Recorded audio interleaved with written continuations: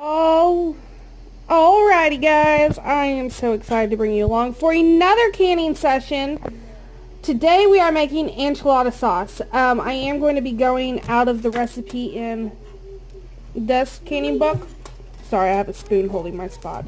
But I'm going out of the one in here, except I'm doubling it. I have been trying to figure out what to use. I had 2 packs of dried chilies in my pantry for, oh gosh, well over a year, I guess, by now.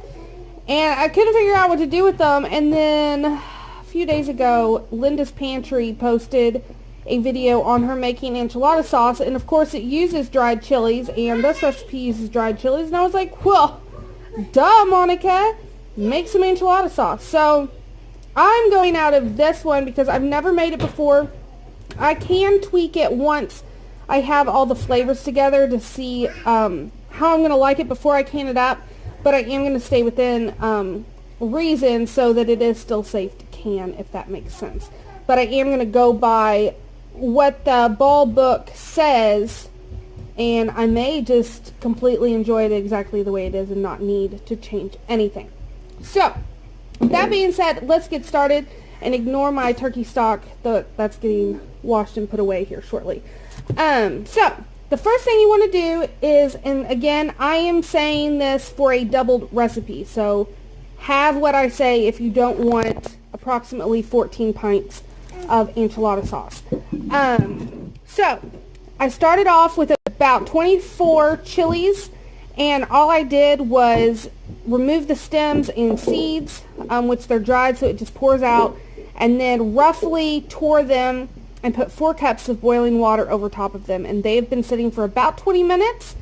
We're going to get ready here when we're ready for them and drain all but 1 cup, no, all but 2 cups, and we're going to reserve 2 cups of the liquid that we use to rehydrate it in. That's going to be full of flavor. Over here, did I already do it? I already did it. 2 tablespoons of olive oil heating up, and then I have, yeah. Here I have approximately 10 cups of chopped onion. Am I sure it's 10 cups? No, I am not, because I am not measuring that. But it was quite a few onions, and again, I just roughly chopped them because this is going to get pureed, so I'm not worried about uniformness. What we're going to do is throw these in my pot. They're going to go for about 10 minutes with me stirring until they start to become translucent.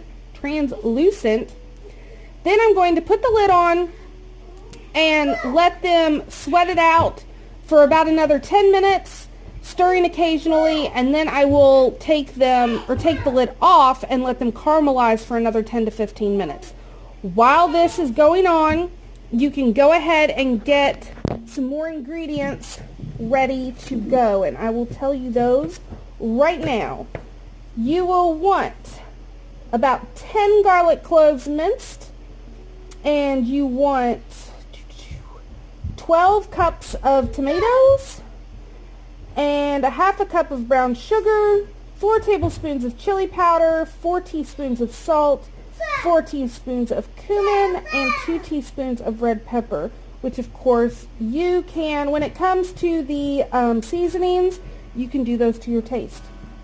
So if you want less or more, go for it. But I'm going to go ahead and get this stuff ready. I'm going to be using some of my canned tomatoes from 2017. I found a couple of them, and I want to make sure to use them up first before going into the ones that I did this past summer. It's a great way to use them up because I will need, for 12 cups, I will need 6 pints or 3 quarts to work with of diced tomatoes. So I'm going to get this going, and then I will bring you back. So these went for about 30 minutes, and I went ahead and salt and peppered them just to help get everything going. So the salt and pepper is already in there. And now, it's almost done. I have drained my chilies, and there's the 2 cups of what I already reserved. I reserved the first 2 cups because the last 2 cups could have sediment in it, and I didn't want the sediment. So, get that in there. I'll get those in a second. You want 2 cups of cooking liquid. And you can see how that had already changed. Ooh, do this all one-handed. This has a 1/2 cup of brown sugar, 4 teaspoons of cumin, 2 teaspoons of red pepper flakes, and 4 tablespoons of chili powder. All that in there. And then here are my garlic, and I didn't even bother doing anything to them because they're just going to get pureed. So mix all this together.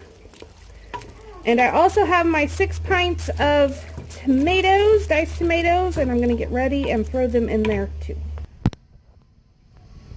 Okay, so I went ahead and added my 6 pints of diced tomatoes, and then I also added in a couple teaspoons of Better Than Bouillon chicken base, and that is just for an extra layer of flavor, because whenever I make my enchiladas, I always like to make, I don't know, I do it differently, and I always use chicken broth, so I think this will work very nicely for how I like it. So I'm going to get this pureed, and we're going to get to cooking. Okay, now this isn't perfectly pureed because, again, the stuff, not everything was heated up, but I did give it a nice rough puree so that we can start reducing it down. And once the garlic is soft, I'll be able to puree it again just to get a nice smooth consistency. So right now I'm going to turn my heat up. I'm going to bring this up to a boil and then reduce the heat and let it simmer until it's gets darker in color and starts to reduce and thicken, because we want a nice thick-ish enchilada sauce. So I will bring you back when we are done with that, and I'll also go ahead and puree it again, and then I'll turn on the camera, show you what it looks like, and give it a taste test, and then we will get to canning this up. All right, so here is finished product. It has thickened, and I went ahead and pureed it one more time, and it is perfect. Taste is perfect. I cannot wait to have this on my shelf. So I have my heart jars. Let me do this one first. You're wanting an inch of headspace down here. Inch of headspace, and then these are going to go pressure can for 50 minutes at 10 pounds of pressure for my altitude. So I have my canner heating up to that inch of headspace. Perfect. And then, of course, we will wipe, I cannot talk today. Wipe the rim of our jars. You should be good to go because they're new. But you never know. Get a lid and ring. Fingertip tight. And then, there we go. And that's going to go in again for 50 minutes at 10 pounds of pressure for my altitude. So I will bring you back when we are done. And this should make approximately 14, 16 pints. So we shall see how accurate that is.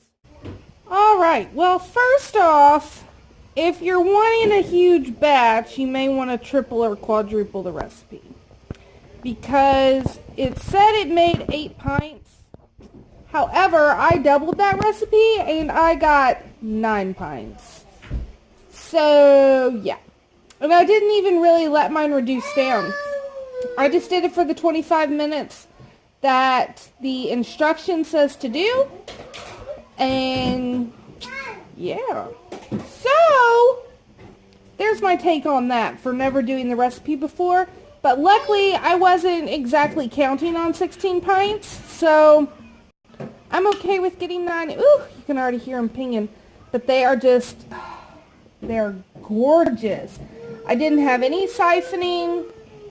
It came out perfect. So, I'm really excited that you guys joined me in this new canning recipe. And I hope it inspires you. And yeah, I have nothing really to say. I've been canning it up, keeping my house warm. It's been raining for about 4 days straight now. I know some people are getting snow, I am getting rain. It's so rainy that I actually saw a possum about an hour ago, and it's like 1 or 2.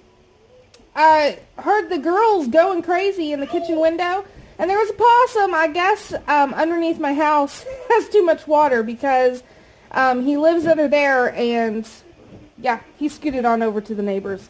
But yeah, anyway, that's all I gotta say. I hope you guys have a great day. Thanks for watching.